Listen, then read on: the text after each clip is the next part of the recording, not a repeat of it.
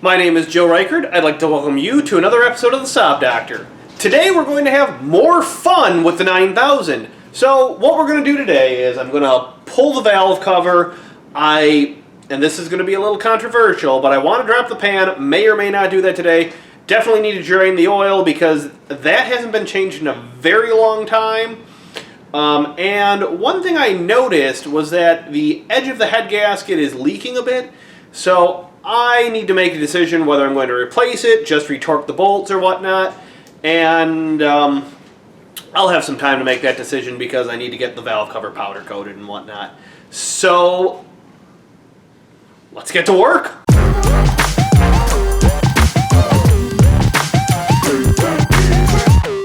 Alright, first things first, remove the DI, and we'll undo the plug on this with a big flat blade screwdriver. One thing I do need to check into on this is the wiring on the plug, because, well, it might be hard to see in this angle. There's two wires that have been cut, and I want to make sure that they're connected to the right one, the right ones. And I already can see that, here I'll bring the camera in for this, but you can see that there is silicone in the valve cover already. Alright, here's a more up close view. If you can see this, there's just silicone sticking out. So this valve cover definitely wasn't done correctly at one point. And here are the wires that were cut and spliced in the DI harness, so we'll have to fix that. This is for the boost temp sensor. That's got some butt splices in it, so that's kind of interesting as well.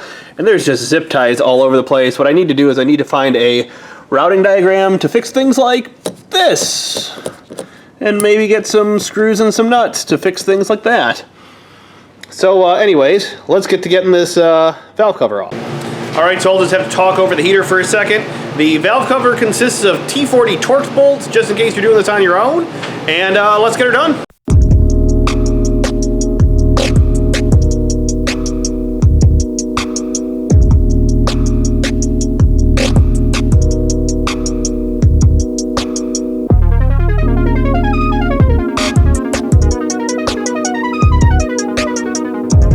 Alright, one thing I want to note quick is that I'm missing one bolt.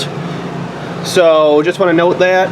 When you're removing this, you want to make sure you take out 1, 2, 3, 4, 5, 6, 7, 8, 9, 10, 11, 12, 13, 14, 15, 16 bolts.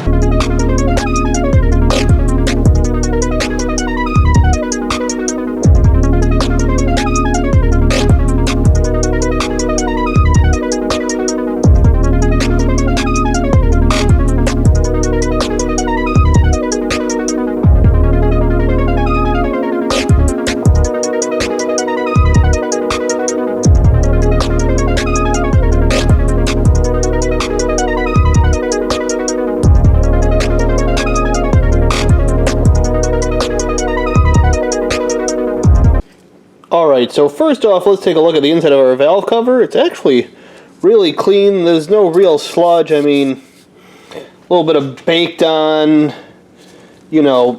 grease here, or oil here, but nothing bad. The upper timing guide actually looks to be in good condition. Everything's really clean. I'm actually surprised for having almost 200,000 miles on it. Then looking at the head itself, I mean, I wouldn't say it's amazingly clean, but here, for 200,000 miles, for probably running dyno oil or, not full synthetic its entire life, it's actually in really good shape. There isn't a lot of, excessive wear on the cam lobes or anything like that I can see. One thing that I do want to check, and this may be hard to see, is, here, let's see if I can zoom in. I noticed when I was kind of poking around at this the other day, it's hard to tell, that's actually coolant on there. Here, let me see if I can zoom in enough. That's coolant on there. It looks like the head gasket might be a little leaky. What I might try and do is I might try and just retorque the head bolts for now. and we'll go from there. So what I'm going to do next is drain the oil. Okay, on this particular car, this is a 17 mil. I actually took my oil drain pan and I cleaned it out completely, so that way I could see any contaminants that are in the oil. So let's drain some oil.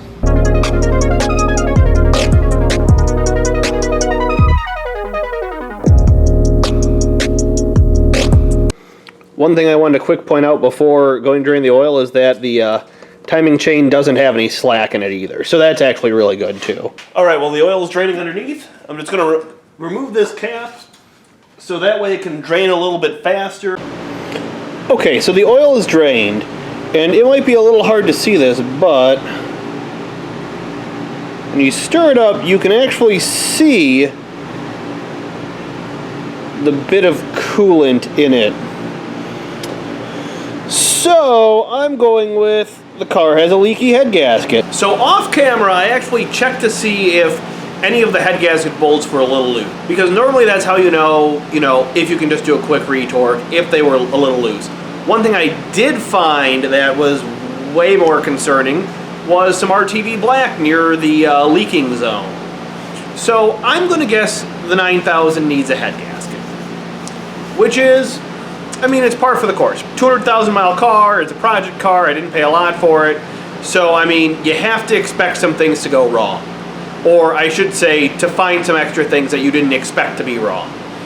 So we'll probably add, well, we won't probably add, we will add doing a head gasket to the list on this car. As for dropping the pan, I don't think I'm going to do that tonight. Just because I don't know if there's really enough time for it in my schedule. But I definitely know that I am going to be throwing more boost at the car. That's the plan. So I guess I may as well drop the exhaust and start getting ready to pull the pan. Now, before I pull the pan, let me kind of explain why. I'm not necessarily just going on a hunt for sludge. What there's actually a few O-rings in the pan. There are the 2 on the cross pipe and the 1 on the pickup, and over time they tend to go square and leak a little bit. My thought process is, if we're going to be digging into this engine, I may as well straighten out everything while I'm at it. May as well make this car the best version of it that I can. So that's why I'm going to be dropping the pan. Not necessarily to look for sludge, but I am going to look for sludge, bearing material, anything like that. I want to make sure this is a healthy engine before I go ahead, do a head gasket on it, do any further work on it, because I don't really know the history of the car other than the fact that, according to Carfax, I'm the 6th owner. I mean, it is a 24-year-old car, so what can I expect? So let's get to dropping the downpipe and removing the oil pan. Okay, so the first thing you want to do when removing the downpipe is disconnect the oxygen sensor. This one has a bunch of zip ties.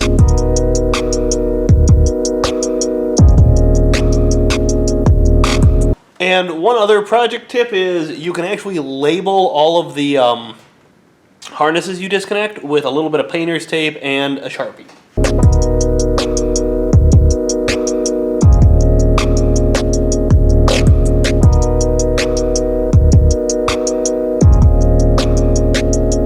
Okay, so next up, to remove the downpipe, there's 3 bolts, 1, 2, 3, third one's on the bottom. On the turbo, those should be a 13 mil. I'm gonna just spray them quick with a little bit of Croil.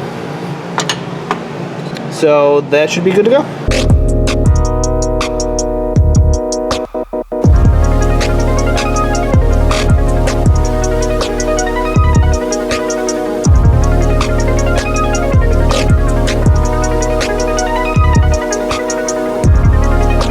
Sometimes these stubby wrenches come in handy. Number 2 is out, which number 2 took the entire stud out with it. This is the fun of living in the Rust Belt. So the last one is one that you're going to have to do by feel. I looked underneath, can't get it underneath, can't see it from the top, but Got my trusty 13 mil shorty, and we're gonna get this out.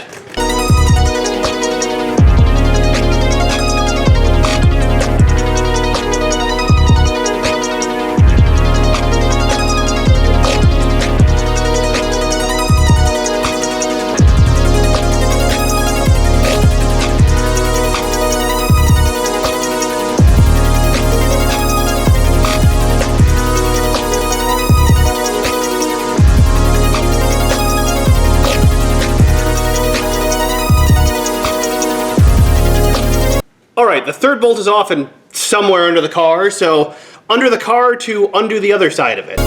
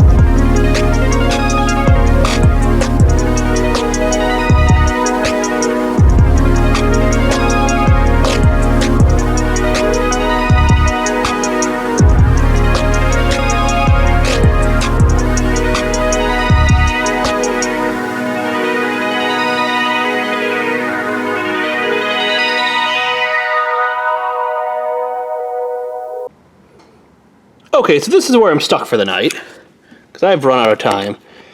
It might be a little hard to see in there. That bottom turbo flange bolt looks like it's been replaced at some point. It's significantly longer than the other ones, and the downpipe is hanging up on that. So what I'm going to have to do is I'm going to have to get an angle pliers in there and just remove that lower stud. So that's not a huge deal, but that's what's stopping me from doing what I want to do tonight, because I have run out of time.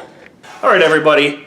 I want to thank you for tuning in. I feel like I didn't accomplish a ton today. I mean, I've got the valve cover off, got the downpipe most of the way off, found a potentially leaky head gasket. Probably going to have to do a leak down test or something to make sure before I start tearing into that. And drained the oil, found a little bit of antifreeze in it, or I was thinking about that. That could be antifreeze. It could also be like unburnt gas type stuff, which is also not good, but the car wasn't running 100% right. So, you know, I want to figure all that out. I also noticed a ton of bad vacuum lines, broken and disconnected wires and that kind of stuff while we were underneath there. So found a bunch more things. The list kind of keeps growing, but that's fine. That's kind of what a project's all about. So next time, definitely dropping the pan and that downpipe and possibly the entire exhaust, because it looks like there aren't any hangers between the downpipe and the muffler. So probably take all that off. The exhaust is in relatively good shape, so if it wasn't, I'd just take it and cut it up, but since it's in pretty good shape, I'm not going to. I'm not necessarily planning on using it, but at a minimum it would be a good template for either making my own or just to give to somebody or sell to somebody if they need a, you know, stock 9000 exhaust. So that's about it. Thanks for tuning in. I really appreciate it. If you like the episode, remember, like, share, subscribe. All three of those things really help out. And if you have any questions, contact me at the social links below or shoot me an email. Thanks again, and Saab on, folks.